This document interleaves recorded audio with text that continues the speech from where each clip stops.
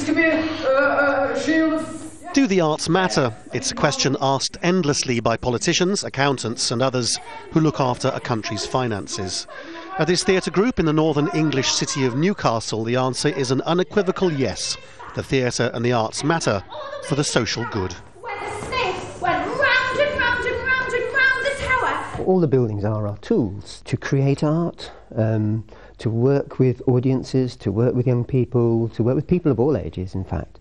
They are there to facilitate culture, creativity, imagination.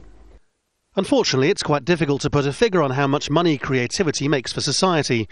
In the British government's now failed struggle to hang on to its AAA credit rating, local authorities had their budgets cut dramatically. Newcastle has even toyed with the idea of cutting its arts budget completely.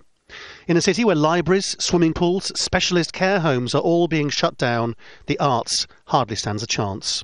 Our predictions are by 2018, Newcastle City Council won't even have the resources that it needs to be able to provide its statutory legal obligations, caring for people in residential care, caring for children at risk of sexual or violent abuse. And it really worries me that in less than a decade, there's a real chance that the council will, in effect, go bust. The crisis in state spending here means arts organisations having to adapt or die. This orchestral group's based in a relatively affluent part of London, though even it's still fighting for survival.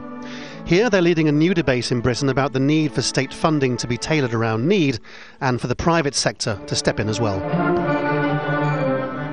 It's about speaking to organisations' individual strengths too. So, I'm in the middle of London, so my ability to attract, say, corporate support is going to be different from an organisation that is up in Newcastle, where there's not as much corporate support.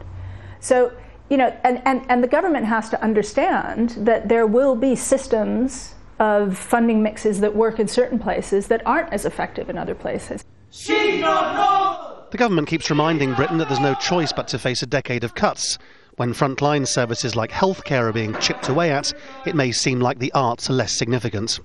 But a generation of children is growing up here whose access to music, dance or drama depends on how rich their parents are. Maybe that's a first world problem, but it's still really unfair. Laurence, Al Jazeera, London.